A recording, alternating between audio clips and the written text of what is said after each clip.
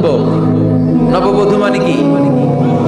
আল্লাহর হাবিব বললেন, ইন্না লিকুল্লি শাইইন আরুস ওয়া আরুসুল কুরআনি সূরাতু আর-রহমান।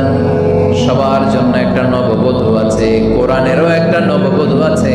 কোরআনের নববধূর নাম সূরা আর-রহমান।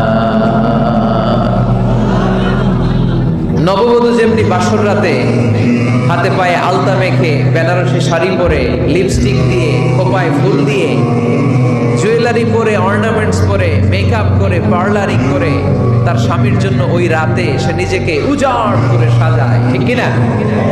ঠিক তেমনি আল্লাহ তাআলা এই দুনিয়াতে আমাদেরকে কি কি নিয়ামত দিয়েছেন, আবার কি কি নিয়ামত জান্নাতে গেলে দিবেন, তার সব কিছু বর্ণনা করে এই সূরাটাকে তিনি উজাড় করে সাজিয়েছেন। সূরাটার নাম কি? আরো জোরে বলেন, কি নাম? আর-রহমান।